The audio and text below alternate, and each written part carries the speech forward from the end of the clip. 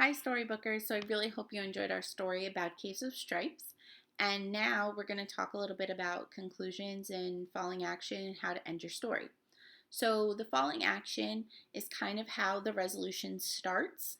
So it's how the author decides what to tie up in the story to get you to the conclusion. It might have a couple more little problems that appear, but usually the characters start to work through the problems and it kind of slides them off of our pyramid into the conclusion part where everybody lives happily ever after, or however you want your story to end.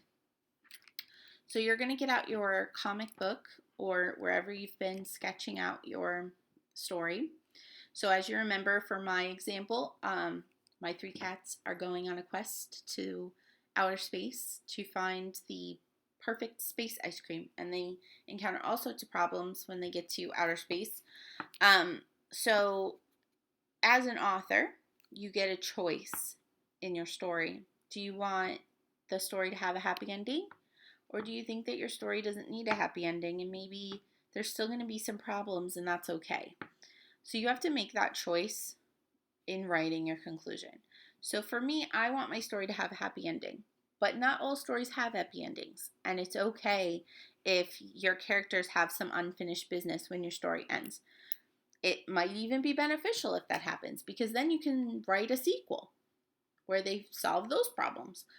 For my conclusion, I've been thinking about it all week, and I think that once they encounter the aliens and they fight over the secret recipe for ice cream, I think that they come to terms with the aliens, like they have a negotiation and they talk it over, and then they become friends, and they all sit down and they eat a bowl of space ice cream before returning back to home. So I think that that's how I'm going to end my story. And you need to map that out on your pyramid. So you're going to get your paper and you're going to draw out your pyramid again. And you're going to map out the story so that you can see how your events flow together. And what's really exciting is now, after this week, we have a full-fledged story done. We've talked about introductions, how to build your setting and your plot and your climax, which is at the top with all your problems, and your falling action and your conclusion. And that's so great because now you have a full story. So now you can start writing your dialogue, you can start writing the actual book itself, draw your pictures.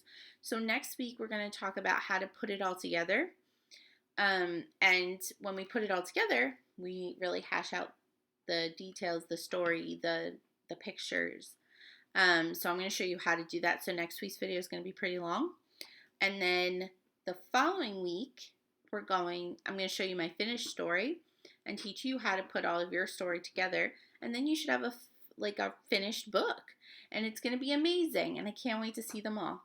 So get started on your falling action and conclusion. If you want to continue on and draw your pictures and start putting it all together this week, you can, and it's going to be so good.